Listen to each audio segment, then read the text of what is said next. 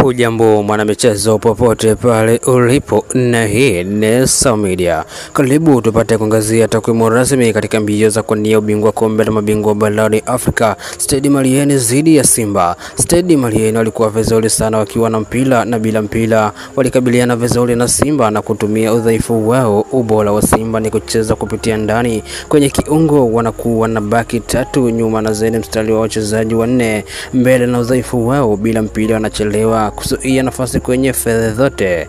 Stade Malien wakiwa wanashambulia wanaufanya mpira utembee haraka kwenye nafasi, na walitumia zaidi mawinga wao ambao wanashambulia vizuri nafasi ya nyuma ya fullbacks wa Simba, wakitengeneza 1v1 na CBC wa Simba ni wao wenyewe watakuwa katili kiasi gani. Kuna muda walikosa usahihi na pasi zao za mwisho. Bila mpira Stade Malien walihakikisha wanashinda mapambano yao vizuri. Walikuwa imara zaidi ya Simba kwenye mipira ya juu na kuokota mipira ya pili.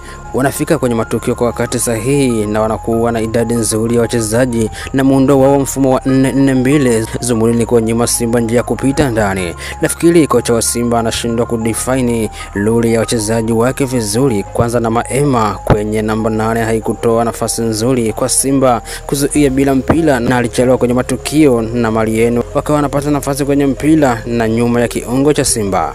Kipindi cha pili Simba aliboresha baadhi ya maeneo kiwanjani. Kwenye kiungo anakuwa na idadi nzuri ya wachezaji. Zumuni ni kuhakikisha bila mpira wanakabiliana vizuri, na Malien pia walikuwa na machaguo mengi eneo la mbele, hasa wakivuka mstari wa kati, tofauti na kipindi cha kwanza. Moja, Kolibali kacheza game bora sana, ufundi, kasi na usahihi na maamuzi yake. Maua yake apewe. Namba 2, Nkegi, ule uimara wake wa mwili, mlinzi anatakiwa awe ameshiba kweli kweli. 3, Kamala mchezaji wa Simba mwenye uhai, yuko vizuri. Namba 4, Nangu na Leuki walipunguza sana idadi ya magoli kipindi cha kwanza, walizuia vizuri kwenye box lao. 5, kiukweli Simba washukuru kwa haya matokeo, ingewezekana kuwa zaidi ya haya, maana kichapo ambacho wamepelekewa hasa kipindi cha kwanza haikuwa utani. Full time Stade Malien mabao mawili, Simba Sports Club goli moja. Unaiona wapi Simba katika mbio za kuwania ubingwa kombe la mabingwa barani Afrika? Je, unadhani Simba ndo